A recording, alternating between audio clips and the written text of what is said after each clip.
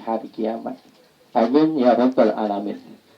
Selanjutnya salawat teriring salam juga tidak lupa kita sanjungkan kehadiran junjungan kita baginda Nabi besar Muhammad sallallahu alaihi wasallam, juga kepada para keluarganya, kepada para sahabatnya yang senantiasa setia menegakkan risalah beliau dan juga menghidupkan sunnah-sunnah beliau ila yaumil kiamah. Mudah-mudahan kita digolongkan sebagai umatnya Rasul, bukan sekedar ngaku-ngaku tapi diakui oleh Rasul, sehingga ada dorongan buat kita untuk senantiasa turut menegakkan risalah beliau dan menghidupkan sunnah-sunnah beliau sampai akhir hayat kita.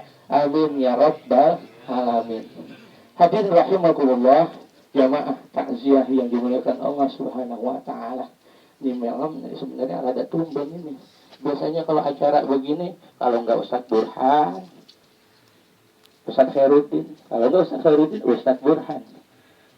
Nah, ini malam saya nggak usah ngeles, karena yang minta saya ini saudara saya, masya Allah, baik banget, baik pakai banget. Apa? Tiap-tiap saya ada urusan, ada satu perkara, kagak ada segan-segannya untuk bantuin saya. Makanya malam beliau minta nih teman saya Cipur, Bang Ogai, saya nggak bisa nolak. Sisi lain saya juga bingung mau ngomong apaan.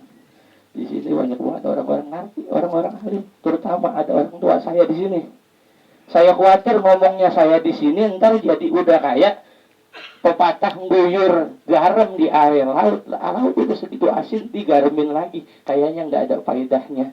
Tapi saya bicara insya Allah mudah-mudahan sekedar watawasau bil haq watawasau bis sabr. Mudah-mudahan ada manfaatnya. Wabil khusus saya nasihatin diri saya sendiri sebagai orang yang memang masih jauh dari kealiman, masih bodoh.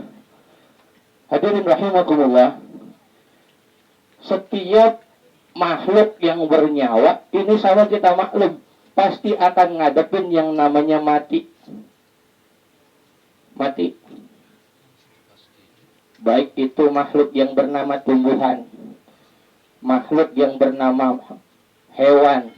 Begitupun kita, makhluk yang bernama manusia, pasti suka nggak suka, siap nggak siap, demen nggak demen, mati pasti sampai, dan kita nggak bisa menghindar daripada itu.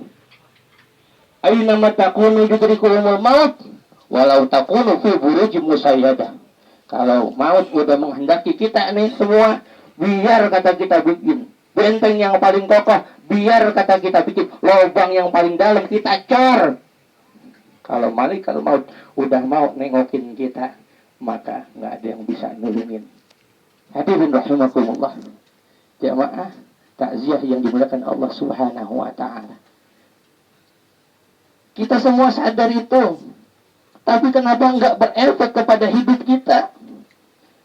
Nggak berefek kepada kepribadian kita, nggak berefek kepada akhlak kita, di mana kita tadi menyatakan sebagai orang-orang yang beriman, menyatakan sebagai umatnya Rasul, tapi kerjaan-kerjaan orang beriman, kelakuan-kelakuan orang soleh, jauh rasanya kita. Padahal kan yang enak biarin kita bukan orang soleh, yang penting kerjaan orang soleh kita kerjain. Biarin kita bukan orang alim, yang penting ilmunya kita pelajarin. Dengan begitu kan mudah-mudahan namanya ada usaha, ada upaya untuk menjadi soleh, untuk menjadi alim. Mudah-mudahan Allah kumpulkan kita bersama orang-orang yang soleh dan alim di surganya Allah Subhanahu wa ta'ala. Hadirin rahimakumullah. Tadi kenapa itu bisa nggak berefek di dalam kehidupan kita? Padahal kullu mauludin yuladu alal fitrah, setiap yang terlahir dalam keadaan fitrah, fitrah dia bertuhan kepada Allah, fitrah dia mempunyai iman, fitrah dia beragama Islam, dan fitrah dia bakal masuk surga. Ternyata begitu meluncur ke dunia, ke alam rahim, gelontar brol, lahir oek-oek, meningkat jadi dewasa, jatuh hukum sama dia, banyak perkara-perkara, banyak urusan-urusan yang akhirnya melalaikan kita di dalam kehidupan dunia ini. Ini yang menjadikan fitrah itu tercoret, ini yang menjadikan fitrah itu menjadi kotor, sehingga keimanan kita yang tadinya ada menjadi rusak, atau dengan kata lain masuk kita kepada golongan yang fasik. bukan munafik. Kalau munafik memang bukan Islam. Allah yang bilang begitu. Tapi kita pernah tertaruh iman di dalam diri kita pada saat di alam roh kita dimintakan syahadat oleh Allah, alastu birabbikum. Apakah aku ini Tuhan? Tuhanku, kata Allah. Bala syahidna. Kita semua pada saat itu menjawab, ya engkau Tuhanku. Artinya ada iman di dalam diri kita. Tapi kenapa ketika sampai ke alam dunia ini semua menjadi rusak sehingga tidak membawa kita kepada akhlak-akhlak yang diajarkan oleh Rasulullah SAW. Kuncinya untuk masuk surga, terhindar dari neraka, sebagaimana ayat yang tadi saya ucapkan, waman zuhziha 'anil nar wa udkhilal jannah faqad faza. Barang siapa yang dihindarkan oleh Allah terhadap neraka, maka sudah barang tentu dia bakal jadi penghuni surga, dan dia adalah orang-orang yang beruntung. Saya mau tanya Pak, kira-kira kalau kita ntar sama kayak Ibu Tati, mati, mau masuk surga, mau masuk neraka? Enggak. Itu kalau begitu mah. Semua orang mau masuk surga, cuman apakah kita mampu untuk memperbaiki kembali, untuk memurnikan kembali keimanan yang ada pada diri kita? Sementara kita sibuk berteriak tentang keimanan kita, kita teriak Allahu Akbar, kita berjuang, kita berjihad, seakan-akan kita pembela agama. Pada saat Al-Quran dinistakan, kita turun ke jalan. Ini hal yang baik, baik. Tapi, mohon maaf, bagaimana mungkin orang tidak menghina kalau kita sendiri menghina? Kita baca Al-Quran dalam keseharian kita, ini yang diajarkan Rasulullah SAW. Ini salah satu kerjaan orang yang beriman. Nah, kita baca Quran, kalau kata Mutakhir begini, itu yang dibaca Yasin. Tiap hari gimana? Ntar lagi ketemu bulan Ramadan, Quran udah kangen banget pengen dipegang. Emang apa? Buluk, kena debu. Tapi kita ngaku sebagai orang yang jihad. Kita ngaku sebagai orang-orang yang mau belain Al-Quran ketika dinistakan sama Ahok yang tadinya emang zimmi. Tapi begitu dia menghina Al-Quran, darahnya nih halal. Cuman karena memang kebentur dengan hukum negara kita, maka nggak bisa kita hanam kerokok. Lagi juga siapa kita, kalau kita berani turun sekonyong-konyong, entar tanggung jawab anak istri kita, siapa yang akan tunain itu. Maka untuk bisa masuk surga, syarat yang pertama, perbaharui iman. Allah Subhanahu wa Ta'ala memberikan kriteria orang-orang yang beriman di dalam surat Al-Anfal ayat 2. Innamal mu'minuna, sesungguhnya orang-orang yang beriman itu siapa mereka? Yang pertama, allazina idza dzukirallahu wajilat qulubuhum. Ketika disebutkan nama Allah, bergetar hatinya. Kok bisa bergetar? Bisa. Emang apa? Ada cinta di dalam. Karena Allah itu gaib, iman itu gaib, rasa yang ada di dalam hati kita itu juga gaib. Nih, kipas angin bisa goleng-goleng, bisa niup. Ya. Ada apanya dia? Bisa begini. Ada listriknya.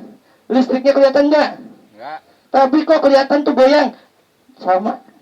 Kalau ada iman di dalam diri kita, maka yang namanya kerjaan sholat itu ringan, yang namanya bersedekah itu indah, yang namanya menunaikan pergi haji menjadi cinta-cinta terbesar sebagai umat Islam. Kalau iman ada di dalam dada, bergetar ketika disebutkan nama Allah. Kemudian yang kedua, wa idza dzukirallahu wajilat qulubuhum wa idza tuliyat 'alaihim ayatuhu zadatuhum imanan. Ketika dibacakan ayat-ayat Allah, bertambah keimanannya. Apa ayat-ayat Allah itu? Ada dua. Yang pertama, ayat yang tercipta oleh Allah, yakni alam semesta jagat raya ini. Yang kedua, ayat yang terucap oleh Allah, yakni Al-Quranul Karim, yang kelak kalau kita menjadi sahabatnya, dia akan memberikan syafaat buat kita kelak di yaumil qiyamah. Ngaji, Bang, ayo ngaji. Ya. Sekarang enak orang ngaji, jalan-jalan bawa bendera. Yang ceramah kemana? Jamaahnya kemana? Terus lucu lagi, yang muda-muda pada demen zikir. Yang tua baru pada mulain ngidep ngaji. Padahal kudunya dari muda gali ilmu supaya ketika udah masuk ke dunia pekerjaan, zikir itu amalan pekerjaan, udah dengan ilmunya, bukan udah tua, tapi ya alhamdulillah segitu pun eling masih bagus. Tapi ya tadi dah sekena-kenanya, sebisa-bisanya kita seusnuzon aja sama Allah. Mudah-mudahan diterima oleh Allah Subhanahu wa ta'ala. Karena niat yang baik pengen berubah menjadi lebih baik. Karena kita pengen keberkahan dari Allah. Apa makna keberkahan itu? Ziyadatul khair, bertambah kebaikan-kebaikan di dalam diri kita. Wa ma yuridillahu khaira yufaqihu fiddin. Barang siapa yang dikehendaki oleh Allah, maka diberikan faqih dalam agama, faqih dalam ilmunya, faqih dalam pengamalannya, faqih dalam merasakan keimanan, kecintaan yang ada di dalam dirinya kepada Allah wa Rasulullah tentunya. Hadirin rahimah, ini kunci kedua ketika memang kita mengharapkan surganya Allah Subhanahu wa ta'ala. Yang ketiga, wa ala rabbihim yatawakkalun. Mohon maaf, kita ketika diberikan kenikmatan oleh Allah, punya duit banyak, punya rumah gede, punya mobil mewah, kita bisa bilang alhamdulillah, pasih betul. Tapi ketika diberikan keburukan, diberikan penyakit yang berkepanjangan, diberikan pacelik, apakah kita masih bisa mengucapkan alhamdulillah? Yang ada gerutu di dalam hati kita mempertanyakan keadilan Allah Subhanahu wa ta'ala. Hadirin rahimah, ini bukan ciri orang yang bersyukur kepada Allah. Padahal ya, orang-orang yang bersyukur itu simpel. Apa? Orang yang hatinya ada keimanan, Allah senantiasa curahkan sibghatallahu man ahsanu minallah sibghah, disirami oleh Allah sehingga ada kebersihan di dalam hatinya. Dengan modal itu, semua yang Allah berikan bisa dirasakan dengan kenikmatan. Banyak orang diberikan nikmat tapi tidak mampu merasakan nikmat. Kenapa? Tidak lain karena ada penyakit di dalam dirinya. Di rumah sakit makan luar biasa, enak-enak banget. Tapi bagi yang terbaring, lihat apa ya rasanya ambar. Begitu juga jiwa kita kalau sakit, ibadah rasanya ngambang, sedekah rasanya berat. Begitu juga akhirnya ketika kita memuji-muji kepada Rasul, memuji-muji kepada Allah, ini hanya lipstick decoration only, cuma hiasan bibir belaka. Angan-angan kita yang maju, bukan keyakinan kita. Karena hati kita diliputi sama kotoran-kotoran yang ada di dunia. Pikiran kita hanya tertuju kepada dunia. Hati kita penuh dengan hubbud dunia. Ini yang menyebabkan keimanan kita menjadi rusak. Sehingga sulit kita untuk menjangkau surganya Allah Subhanahu wa ta'ala. Yang keempat, lazina yuqimuna shalah. Udah punya getaran cinta kepada Allah, ketika dia pelajari ayat-ayat Allah ini semakin meninggikan keimanannya, kemudian dia pasrah kepada Allah, terima atas semua ketentuan Allah, tetap dia diriin sholat biar kata susah, tetap dia jalanin sholat biar kata kaya, nggak jadi pengaruh dunia ini. Yang ada hanyalah Allah Subhanahu wa ta'ala. Pendidikan sholat sebagai hablum min Allah, hubungan baik terhadap Allah Subhanahu wa ta'ala. Dan yang terakhir, wa mimma razaqnahum yunfiqun. Ketika diberikan oleh Allah karunia harta, dia menafkahkannya di jalan Allah. Dia santuni anak-anak yatim, dia bantu pesantren, dia bantu orang-orang yang memang membutuhkan. Ini semata-mata karena Allah, bukan karena ingin dipandang orang, bukan karena ingin dipuji orang dan lain sebagainya. Ketika ini ada di dalam diri kita, artinya itu iman ada di dalam dada kita. Semakin besar keinginan ini kepada kita, semakin tinggi pula keimanan kita kepada Allah Subhanahu wa ta'ala.